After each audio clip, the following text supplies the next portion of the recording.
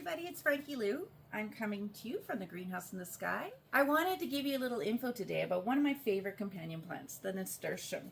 I plant these all over the place for multiple reasons. They add a wonderful amount of color to the greenhouse. They attract aphids as a trap, but they deter other pests and they bring the pollinators, most particularly hummingbirds. And look who came to visit today just as I was setting up to do this video.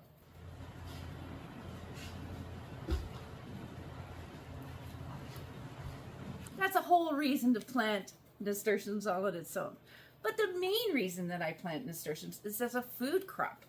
Every single part of this plant is edible and delicious. The nasturtium is one of those plants that has a really tart and vibrant flavor, a lot like horseradish. It has a lot of those same flavor profiles that you see in horseradish and mustards. That gives you that tingle in your nose. You can get that from the nasturtium as well. The leaves are wonderful if you like spiciness in salads. I love to use the leaves when I'm mixing up different pestos. They have a really bright, vibrant flavor. The flowers are not only beautiful, they taste good as well.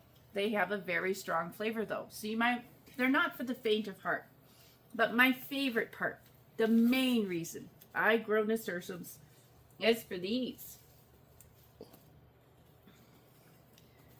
These are nasturtium seeds. When they're young and tender like this, they can be picked, and then I like to ferment them to make sort of a poor man's caper.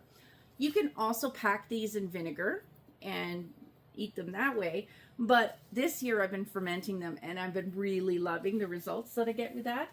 Fermenting is a wonderful preservation method that doesn't require as much work, and it actually ends up creating something that's good for you because it contains all those wonderful probiotics that we need to keep our gut health.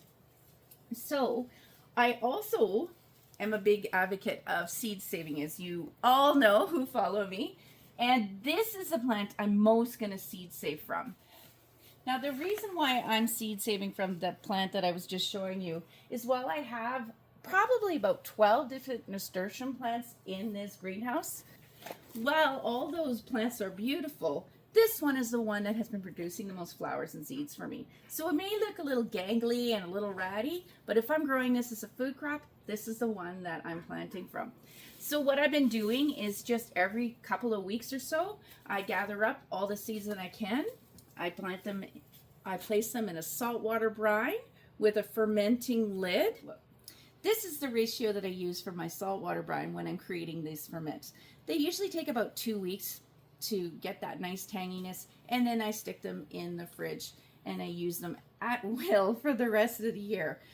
I also really highly recommend these burping fermenting lids. They're a game changer, and if you do want to do some easy preservation, that's a great way to do it. Just make sure that I pick up enough of these, rinse them really well, and I set them in that saltwater brine on the counter for approximately 2 weeks, and then they're ready to use or place in the fridge. You want to make sure that you are not choosing any seeds that have gone woody or too hard. Save those for planting later. You want to make sure you get the nice green ones. Okay? And if you like the flavor of capers, nothing better with smoked salmon than these. So I hope that was helpful. I hope I've given you some reasons to plant nasturtiums.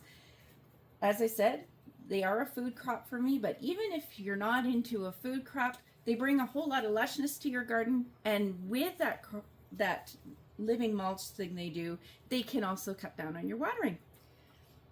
So as always, ask questions, and I hope you'll take this chance to grow together today. Have a good one.